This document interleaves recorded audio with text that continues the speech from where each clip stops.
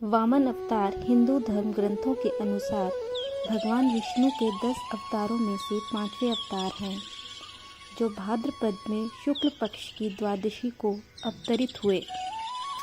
पौराणिक कथाओं में लिखा है कि देव माता अदिति ने विष्णु जी की तपस्या की।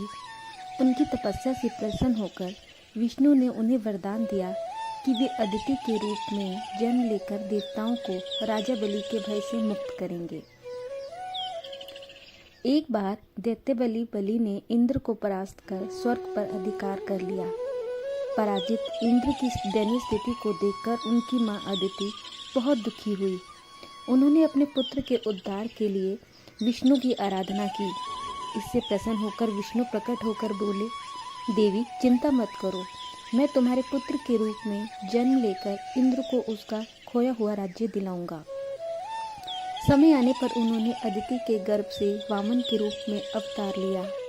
उनके ब्रह्मचारी रूप को देखकर सभी देवता और ऋषि मुनि आनंदित हो उठे। एक दिन उन्हें पता चला कि राजा बलि स्वर्ग पर स्थायी अधिकार जमाने के लिए अश्वमेध यज्ञ करा रहा है। यह जानकर वामन वहां पहुंचे। उनके तेज से यज्ञशाला प्रकाशित हो उठी। बलि ने उन्हें एक उत्तम आसन पर बिठाकर उनका सत्कार किया और अंत में उनसे भेंट मांगने के लिए कहा।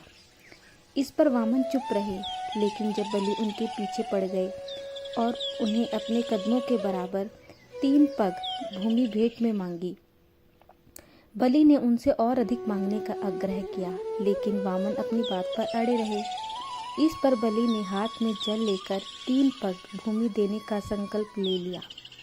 संकल्प पूरा होते ही वामन का आकार बढ़ने लगा और वे वामन से विराट हो गए।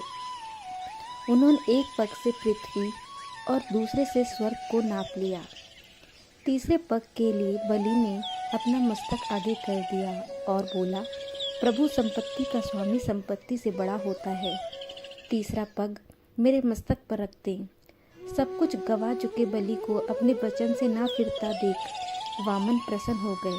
उन्होंने ऐसा ही किया और बाद में उसे पाताल का अधिपति बना दिया और देवताओं को उनके भय से मुक्ति दिलाई।